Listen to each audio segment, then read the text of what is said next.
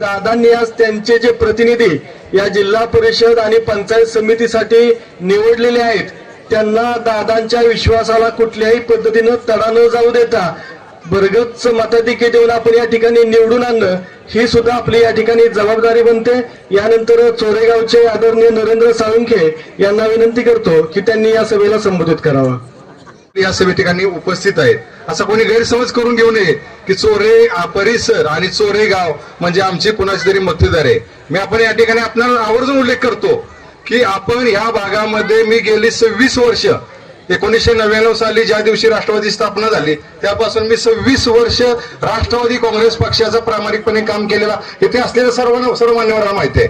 परंतु ज्यावेळेस मदन भाऊनी मला विनंती केली की आपण या ठिकाणी आपल्याला भारतीय जनता पक्षामध्ये आपल्याला अशी कामं करायची आहेत आणि हे कामं करत असताना मनोजदादांनी 1 वर्षामध्ये त्यांचा जो झंझावत होता कामाचा अजूनही या भागामध्ये जर तुम्ही आला तर स्वर्गीय लोकनेते कैलासवासी बाबासाहेब चोरेकरांचा हा भाग म्हणून ओळखला जातो, परिचित आहे।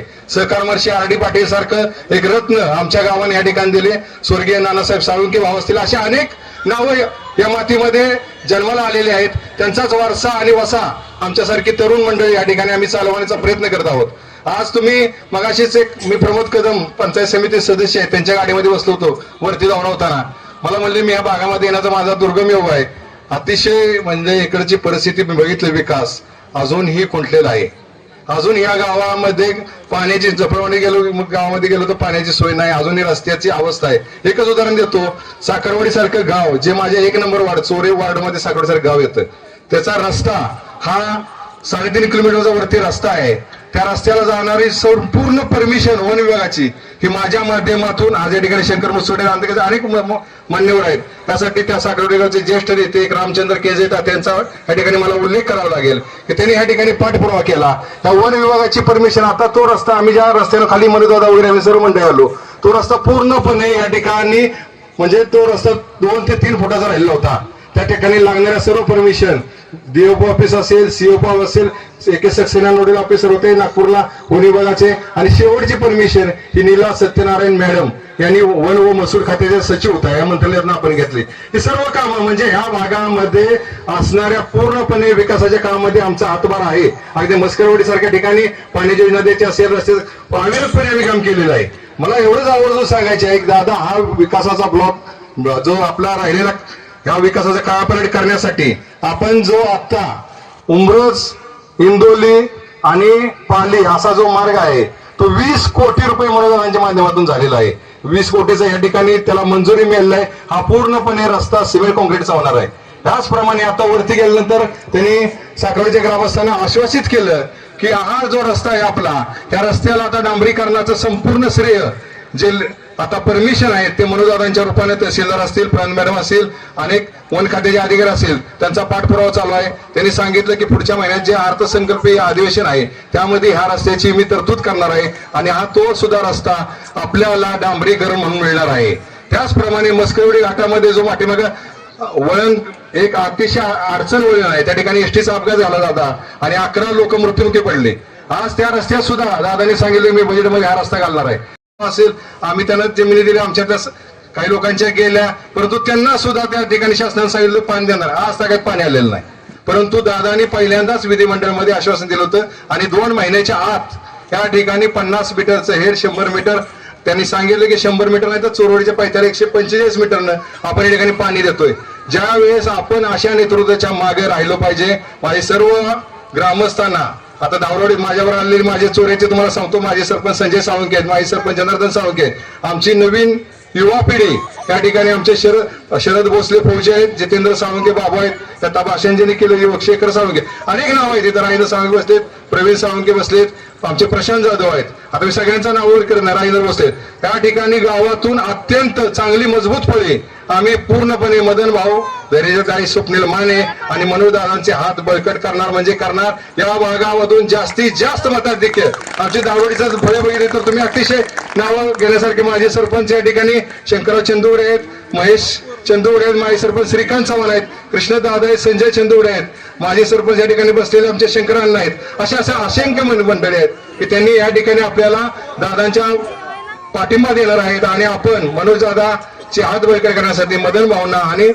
धैर्यदाय माने यांना आपण निवडून द्यायचे, त्यांच्या समोरील कमळाचं बटन दाबायचे आणि जास्तीत जास्त मताधिक्य चोरी भागातून आम्ही दादा देणार आणि त्याचं आम्हाला फलित लवकरात लवकर ह्या विभागाला पाणी देणार आणि ह्यातूनच आम्ही आपल्या पाठीशी ठामपणे उभे राहतो. एवढंच मी सांगतो आणि थांबतो. जय हिंद, जय महाराष्ट्र. असेल या विधानसभेचा विकास व जिल्ह्याचा विकास साधण्याचं काम ही सर्व मंडळी करत आहेत. माझी आपणास एकच विनंती राहील की आपण सर्वजणांनी येणाऱ्या 7 तारखेला आपल्या तिन्ही उमेदवारांना प्रचंड बहुमताने निवडून देऊन कमळ या चिन्हावरचं बटन दाबून आपण आपलं बहुमत असं मत या ठिकाणी द्यावं ही विनंती करतो आणि मग मी थोडक्यात मार्गदर्शन संपवतो. जय हिंद, जय महाराष्ट्र.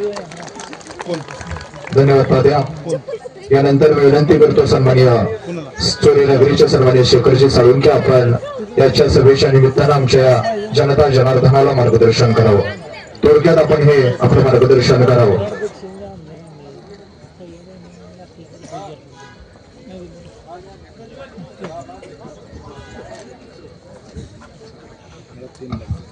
सर्वप्रथम चोरजवाडी पासून मस्करवाडी, साखरवाडी आणि या दहारोळच्या परिसरातील आसपासच्या गावावर एवढा मोठा छाप पडणार आहे की सभा झाली की फक्त दहारवाडीची. दादा, आम्ही तुम्हाला ह्याच्या अगोदरही बहुमताने निवडून दिलेलं होतं.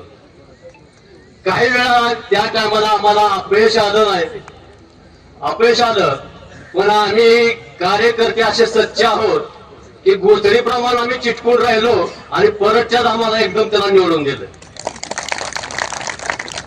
आणि जसं मोठ्या मताधिक्याने आम्ही त्याला निवडून दिलं तसंच आम्ही गावातला पुढारी समजून उरलेली सगळी गावातली कामं त्यांच्या माध्यमातून आम्ही करून शिनी घेणार आहे आणि त्या केलेल्या कामाची पोचपावती आमच्या ग्रामस्थांसमोर आम्ही ठेवणार आहोत.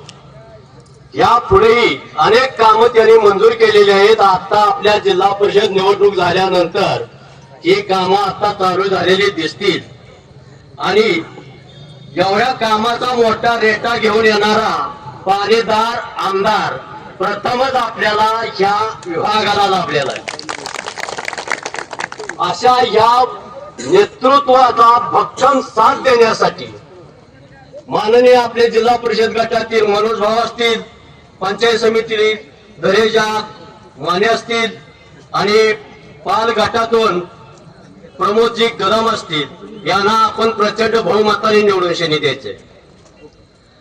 आज आम्ही इथं या विभागातील कामं करत असताना एक मोठा कार्यकर्ता, एक मोठा पुढारी असं कधीच मिळवत नाही, पण लोकांची कामं कशी झाली पाहिजे यावर मात्र आमचं नेहमीच ध्यान असतं.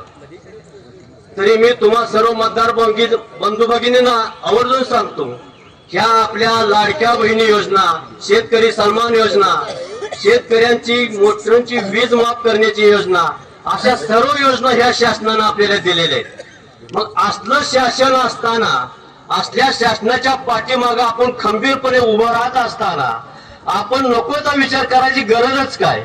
आपण एक निर्णायक बदल घडवला. तो बदल घडवत असताना आपण एक ऐतिहासिक निर्णय घेतला. तो निर्णय आपल्या सर्वांच्या लाभदायक ठरला. आज गेल्या 6 वर्षांच्या कालावधीत मनोज दादांच्या माध्यमातून जवळपास 900 कोटी रुपयाची विकास कामं या मतदारसंघामध्ये आणली गेली. मला आवर्जून या भागाचा एक उल्लेख करावासा वाटतो, तो म्हणजे इंदोली उपसा सिंचन योजना व पाल उपसा सिंचन योजना. या योजनेचं पाणी आरक्षित करायचं काम कोणी पहिल्यांदा केलं असेल तर ते माननीय मनोजदादा घोरपडे यांच्या माध्यमातून झालेलं आहे. आज पाल उपसा सिंचन योजना 100 मीटर मागणी असते, 100 मीटर हेडची मागणी असताना आमचे माननीय मनोजदादा आमदार यांनी 145 मीटर पर्यंत त्याची हेडची परवानगी घेतली. इंदोली उपसा सिंचन योजना 135 मीटर पर्यंत नेऊन ठेवली. एक तळागाळातील जनतेचा एक वारसा घेऊन चालणारा आमदार आपल्याला लाभला. आज जनतेची तळमळ होती, त्यांना या प्रश्नाची चोर विभागातल्या प्रश्नांची जाण होती की या विभागात कुठली अडचण आहे ती पहिल्यांदा त्यांनी जाणून घेतली. खरी अडचण तर शेतीच्या पाण्याची होती, पिण्याच्या पाण्याची होती. पहिल्यांदा शेतीच्या पाण्याचा प्रश्न मिटवायचा त्यांनी निर्धार घेतला आणि तो पूर्णत्वास नेण्याचा काम त्याने ऐतिहासिक असं काम केलेलं आहे. येणाऱ्या काळात ती योजना पूर्ण होईल. माझा चोरे भाग सुजलाम सुफलाम होईल. दादा घोरपडे 40,000+ मतांनी आज आपले आमदार म्हणून निवडून आले, तर माझी जास्त इच्छा नाही. मी दादांना सुद्धा सांगितलं होतं आमदार व्हायचे 1 वर्ष आधी पालीमध्ये आम्ही ज्यावेळेस बसलो त्यावेळेस दादांना सांगितलं होतं, दादा तुम्ही 40,000+ मताने निवडून आले येणार, आणि त्याच पद्धतीने आले. आणि आज या दावरवाडीच्या सभेमध्ये सुद्धा स्पष्ट सांगतो की आपले तिन्ही उमेदवार 10,000च्या आसपास मताधिक्याने निवडून येणार आहेत. तरी कुणीही कुठल्याही बोलथापेला बळी पडू नका. आपल्याला काय करायचे आहे, तर आपल्याला फक्त आपला विकास बघायचे आहे, आपल्या गावचा विकास बघायचे आहे. त्या अनुषंगाने आज आपण या ठिकाणी आलो. कारण का आजपर्यंत 35 वर्ष जो ज्याच्या हातामध्ये सत्ता होती त्यांनी फक्त आश्वासन देण्याचं काम केलं. कामाचं काही एक स्वरूप तरी दाखवायची त्यांच्यापाशी ताकद नाही, ती बोलू पण शकत नाहीत की आम्ही एवढी कामं केली. पण आत्ताच 1 वर्ष नाही अजून झालं तर आपले लोकप्रिय आमदार मनोज दादांनी जवळपास 900 कोटीचं विकास कामे आपल्या गावामध्ये केलेत. आणि तिन्ही उमेदवार त्याच पायावरती पाय टाकून चालणारे आहेत.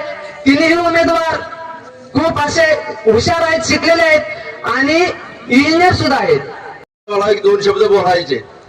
आमच्या गावात दरवर्षी यात्रा भरती. गेले 20 वर्ष ज्या आम्ही मीटिंग मध्ये बसतो आणि 20 वर्षात आम्ही जे मुद्दे मांडले की आम्हाला ते डीपी पाहिजे होतं आणि लाईट पाहिजे होती देवस्थानसाठी. मनोज दादानं गाव बसलेला असताना कुठलाही त्याला खर्च न करता त्यांनी एका मिनिटात सांगितलं त्या अधिकाऱ्यांनी सगळ्यांना की ही डीपी 4 दिवसाच्या आत माझी उभी झाली पाहिजे. गेल्या 20 वर्षात न काम करणाऱ्या माणसानं 3ऱ्या दिवशी काम केलेलं जाऊ. अशा माणसाचा माझ्यासारख्याला वाटलं याला असं जर होत असेल तर काय. आणि मनोज दादा गेले 20 ते 25 गाड्या आमच्याकडे येते त्या दररोज कामाला येते त्या. अहो त्यांचं काय तर आज डुई गेली त्यांची पूर्ण. आणि आज तुम्ही ते काम हाती घेतले, या वड्या नुसतं पाणी सोडलं तर सगळ्यांचं भाग्य होतं, सगळ्यांचं चांगलं होणार आहे. आणि आता मी एवढं सांगतो तुम्हाला, ज्या लोक तुमच्यावर आली नाहीत किंवा शेजारी कोण असतील त्यांना तुम्ही जरूर गेल्यावर सांगा की बाबा रे आता इथनं मोठं केलं, एवढं बाद झालं, आता आपल्या काहीतरी पोटा पाण्याचं आलंय जवळ आणि आमच्या तोंडाचं पाणी पुसू नका, कुणाला मतं देऊ नका, 100% कामाला मतं द्या तर आपलं इथं सगळं होणार आहे. एवढंच बोलतो थांबतो.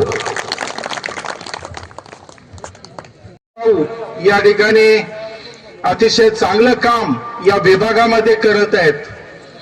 लोकनेते निवृत्ती काका काळभोर यांचा राजकीय सामाजिक वारसा लाभलेला काकांनी या विभागामध्ये अतिशय चांगलं काम या विभागामध्ये केलं. पालगावच्या विकासामध्ये काकांचं मोठं योगदान होतं.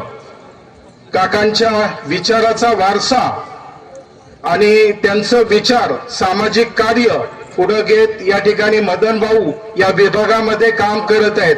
मदन भाऊंच्या बाबतीत बोलायचं झालं तर एक अतिशय निस्वार्थी, निरपेक्ष आणि चारित्र्य संपन्न, उच्च शिक्षित असं व्यक्तिमत्व आहे, जे मुंबईमध्ये गेले अनेक वर्ष आपला व्यवसाय करत आहेत. एक नामवंत उद्योजक म्हणून ते या ठिकाणी मुंबईमध्ये त्यांनी नावलौकिक मिळवलेलं आहे.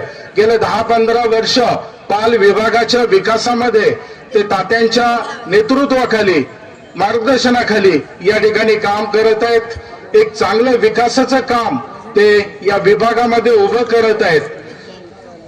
खरं तर काही कामं त्यांनी स्वतःच्या पदरमोड करून या ठिकाणी विकास कामं केलेली आहेत.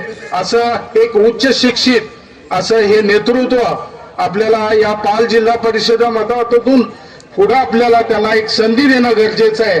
त्याचबरोबर 80% मतदान हे मदन भाऊ आणि या दोन्ही उमेदवारांच्या पाठीशी उभं करू एवढा विश्वास मी या ठिकाणी व्यक्त करतो.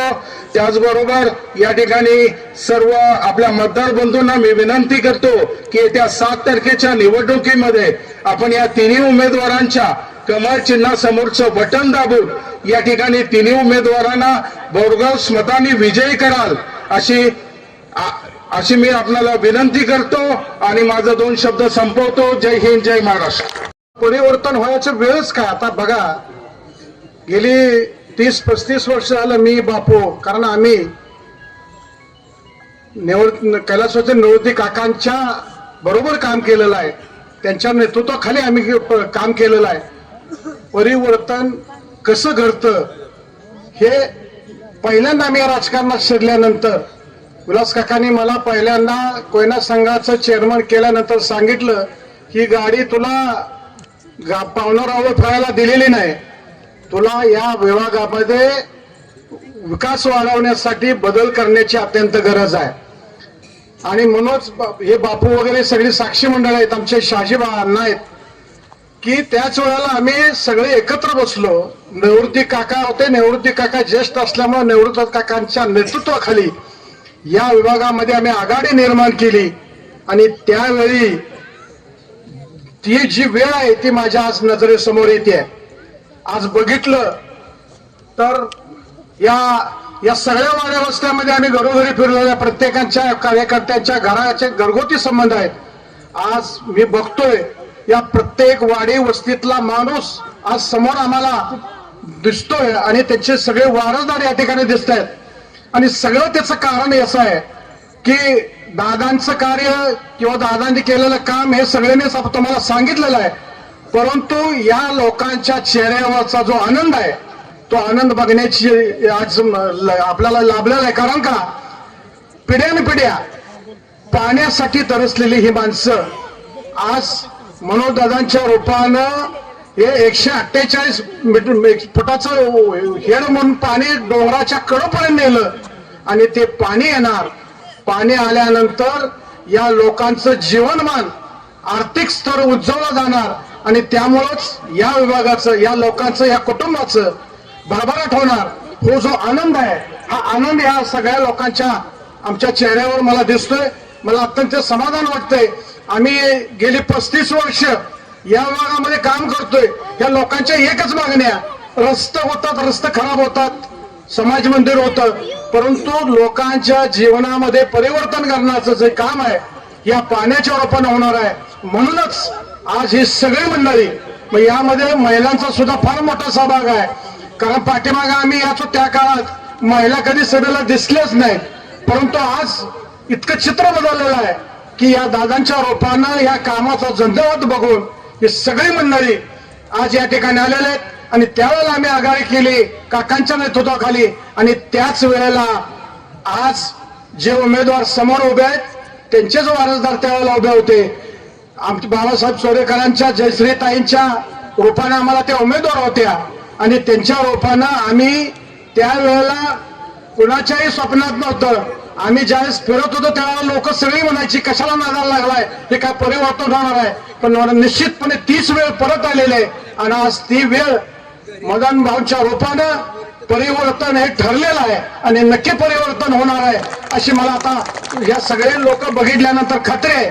आणि म्हणून इथून पुढं सुद्धा मदन भाऊ या कामाला न्याय देतील. कारण त्यांचा स्वभाव मला माहिती आहे. कारण हे मूळ निस्वार्थी घर आहे. त्याचबरोबर त्या निस्वार्थी घराच्याकडून कधी पैशाची निव्वळ लोकांचे काम करणं, लोकांच्यासाठी झटणं हे त्यांच्या रक्तात आहे. तेच पुढं भाऊ चालवतील आणि या जिल्हा परिषदेच्या माध्यमातून या विभागातील सगळी कामं ते करतील याचा मला विश्वास आहे. आणि त्याचबरोबर पंचायत समितीच्या उमेदवार ऋतुजा माने यांना सुद्धा एक राजकीय परंपरा आहे. कैलासवासी विश्वनाथ अण्णा माने हे त्यावेळेचे आमचे सहकार्य, म्हणजे आमच्या वडिलांच्या बरोबरचं काम होतं. परंतु समाजासाठी काम, किती चांगल्या कामासाठी कशा पद्धतीने काम केलं पाहिजे याचं एक उदाहरण मध्ये विश्वनाथ दादा होते. कोयना संघाची निवडणूक होती त्यावेळेचं अटीतटीच होतं.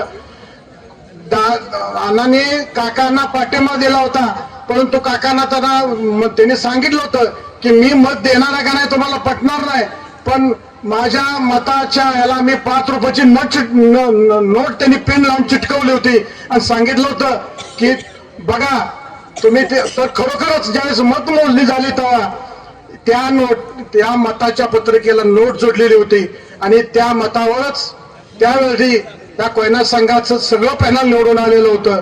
अशा पद्धतीची ही जबरदस्त समाजामध्ये चांगल्या कामासाठी असणारी, साथ देणारी सगळी माणसं होती. आणि त्यांचेच उत्तराधिकारी आज या ठिकाणी त्यांची नाचसून, मला वाटतं नाचसूनच का, नाचसून आज या ठिकाणी उभी आहे. आणि ते निश्चितपणे आता ते मी आता 2 भाषणं त्या मुलीची ऐकली. अत्यंत चांगल्या पद्धतीनं विचार, आचार आणि सादरीकरण या सगळ्या गोष्टी त्याच्यामध्ये आहेत. निश्चितपणे या विभागामध्ये ती चांगल्या महिलांच्या मध्ये काम करेल, या विभागाचा विकास करेल अशा पद्धतीचं. त्याचबरोबर आमचे पेरल्याचे प्रमोद कदम ते सुद्धा सुशिक्षित आहेत. चांगल्या पद्धतीनं त्यांनी मला वाटतं चिंचण तालुक्यात मला वाटते 7 का 8 फक्त उमेदवार उभा आहेत पंचायत समितीला. म्हणजे यांना सत्ता येणार का? येणार नाही. आणि असं असताना आता ह्याच्यातली मुळात निवडून येणार का? येणार नाही. असं जवळजवळ आता ह्या 4 दिवसात आम्ही प्रत्येक गावोगावच्या माहिती घेतल्यानंतर असं दिसून येते की 100% आपल्या ह्या तिन्ही सीटा चांगल्या मताने निवडून येणार आहेत. आणि फक्त एक ते म्हणले आम्ही काय त्यांच्या जाणकार मंडळींची चर्चा केली. ते म्हणले आमचा गट टिकाव म्हणून आम्ही उभे केले, निवडून यासाठी म्हणून नाही त्यांनी उभे केलेले. आणि आता त्यांचा गट टिकाव म्हणून उभे केलेले शेटा आहेत, हे निवडून यासाठी त्यांनी उभे केलेले शेटा नाहीत. आणि तुम्हाला एकच सांगतो, जिल्ह्याला काय सत्ता नाही, तालुक्याला सत्ता नाही, राज्यात सत्ता नाही, केंद्रात सत्ता नाही, हे काय करणार? 25 वर्षे समजा यांना सत्ता देऊन जर आता समजा ह्या विभागासारखा किंवा वगैरे त्या परिसरातले समजा कसल्याही प्रकारचं काम केलं नसलं तर आता ह्यांना सत्ता देऊन तरी काय करणार? करणारच नाही, मुळात सत्ता मिळणारच नाही. फक्त त्यांचा गट टिकवावा या भावनेसाठी त्यांनी उमेदवार उभे केलेले. योगायोगानं मला एक सांगायचंय की आपल्या कराड तालुक्यात जे आता पंचायत समिती सदस्य आहेत आणि जे जिल्हा परिषद सदस्य आहेत, इतके एज्युकेटेड आणि प्रामाणिक की त्यांच्या घराण्याचा पूर्वंपार पासून मिळालेल्या लोकसेवा करणाऱ्या वारसा मिळालेल्या कुटुंबातील हे उमेदवार आहेत. जसं निवासाप्पांनी सांगितलं, नेवर्ती काकांचा इतिहास माहिती आहे.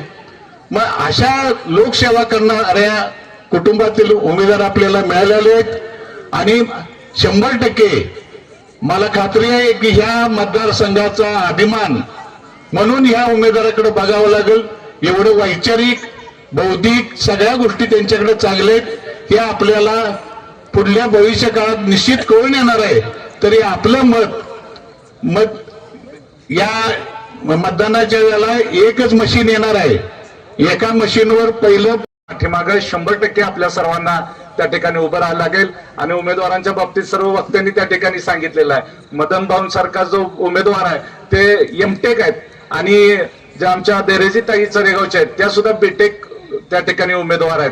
त्यामुळं सुशिक्षित असा शिक्षित असलेले उमेदवार, सक्षम उमेदवार की ज्याला विकास कामांची माहिती आहे, ज्याला शासकीय कामांची माहिती आहे, आणि असे जर उमेदवार आपण या ठिकाणी निवडून दिले तर आपले प्रश्न जे गेली 25 वर्ष झालं प्रलंबित आहेत ते प्रश्न 100% सुटणार आहेत. त्यामुळं मी या निमित्तानं सर्वांना विनंती करतो की येत्या 7 तारखेला सर्वांनी कमळ या चिन्हापुढचं बटन दाबून त्या ठिकाणी भरघोस अशा रीतीनं भाजपचे सर्व उमेदवार त्या ठिकाणी निवडून देऊन मनोदारांचे हात बळकट करावे एवढीच विनंती या ठिकाणी करतो. या ठिकाणी थांबतो. जय हिंद, जय महाराष्ट्र.